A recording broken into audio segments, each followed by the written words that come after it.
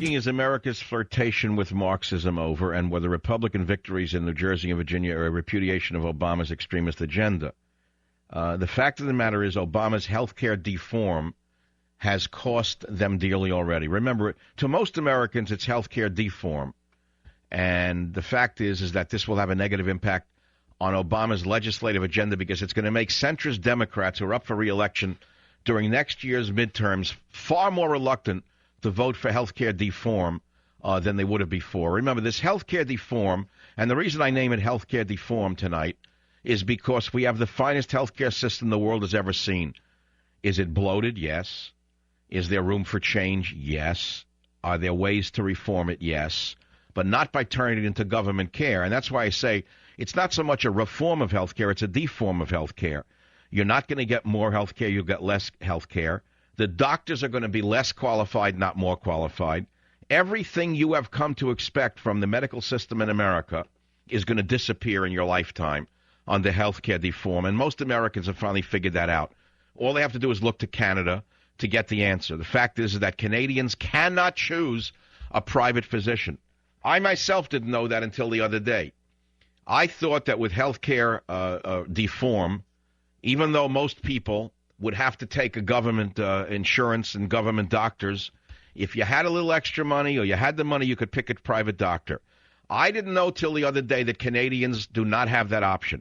Canadians cannot choose a private doctor and pay for it themselves. That is why they flock over the border to America to get decent medical care. And that's why I am saying the American people know that it's health care deform, not health care reform. No matter what Goldman Sachs may try to tell you, no matter how much money Georgie Schwartz has pumped into the Obama campaign, the fact of the matter is Georgie Schwartz's money, all the king's horses and all the king's men could not put Obama together again.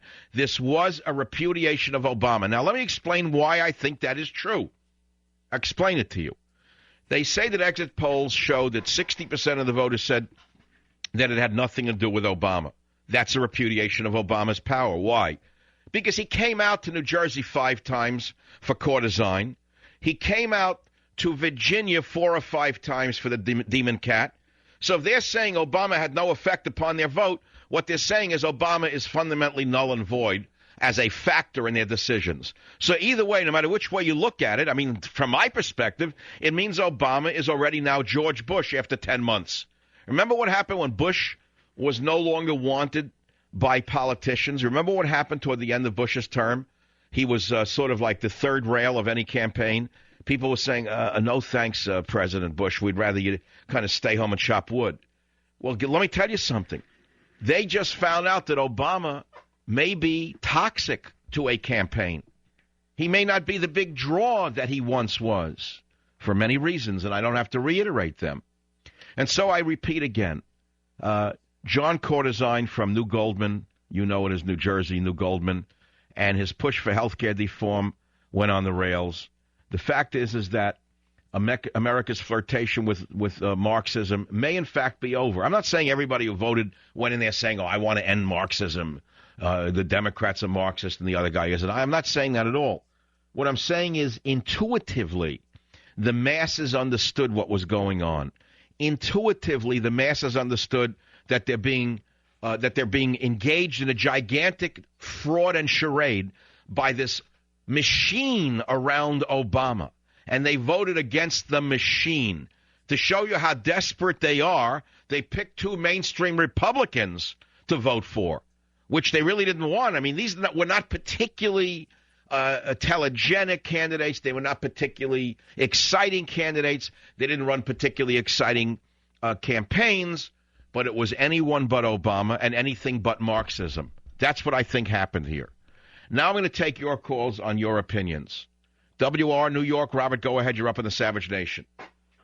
Dr. Savage, I just wanted to say thank you for being there, and thank you for giving us a Republican in the state of New Jersey. If it wasn't for talk show hosts like you, I think Corazon would still be in office today. And I just, No, it's true. I call him courtesan for a reason, because he was sort of like a salve on the inflammation of New Jersey's corruption. The problem is the folks in New Jersey still don't get it. Most of the folks that I speak with on a day-to-day basis, go talk blue in the face, they don't understand the dangers that we face today with the medical deform that you're talking about. I come from a former Soviet Union. My parents left the country because of the conditions in that country. And they just, the Americans today, they don't understand what can happen. Talk to the Romanians who at one point were forced to, submit to on-the-job pregnancy tests when you had people in power dictating to you what you could and you cannot do. You could have kids, you have abortions. This is, government. Yeah, people don't understand what government medicine is. It's totalitarianism. How many times have you heard me say on this show that once the government gets control of the insurance industry, once the government then gets control of medication, once the government gets control of medical education, the government will have control of your medical records. The government will then start to determine what medications you can and cannot have. The government can start to demand that you come in for a checkup because you have been heard to say in your neighborhood that you weren't happy with the government, therefore you may have a mental disorder and you may need treatment with medication, which they will force upon you. This was done in the ex-Soviet Union. Am I correct or am I incorrect?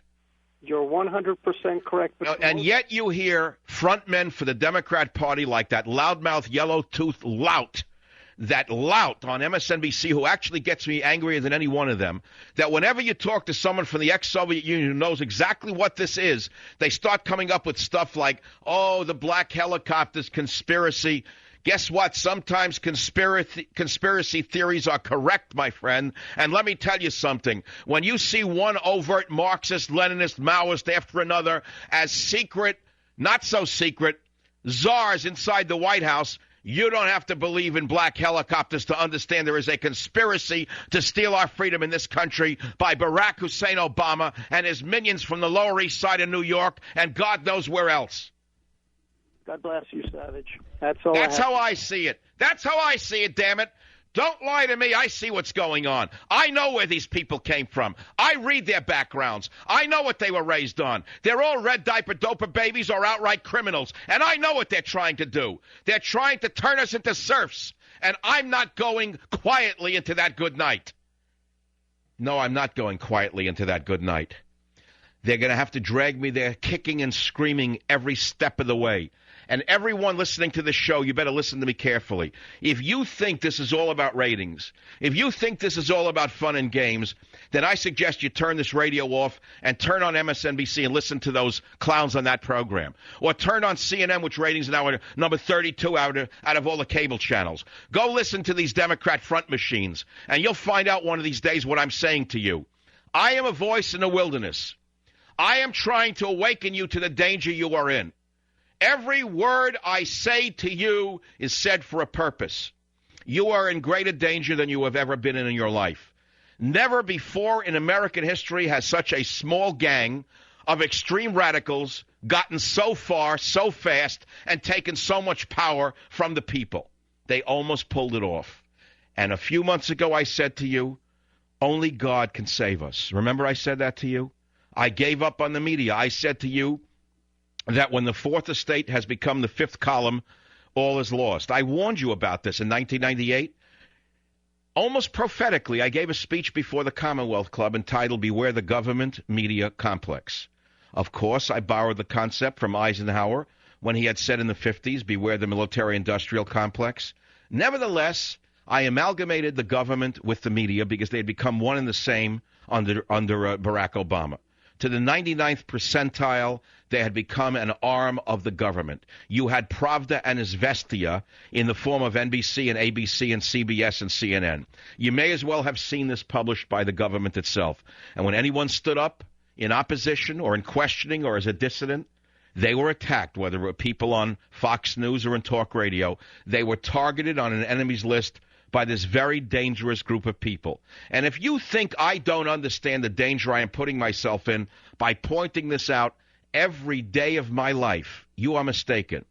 If you think that I'm a fool who doesn't understand that they understand that we stand between them and absolute and total power, You don't understand what I see. I see it. I know what danger I'm in. Then why do I do it? Why don't I just disappear from the airwaves? I've written one bestseller after another. I've achieved an audience of 10 million a week. I've been profiled in the New Yorker. My book banned in Britain just came out. I will be vindicated.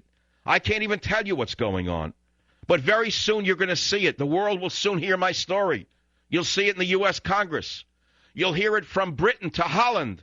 The world will understand what was done to me, and they'll find out who did it to me. It's all coming very soon. I could step off the stage, and I could disappear and spend whatever years God gives me just quietly in the background, just like all of you. Why don't I do that? I'll let you figure it out. Savage.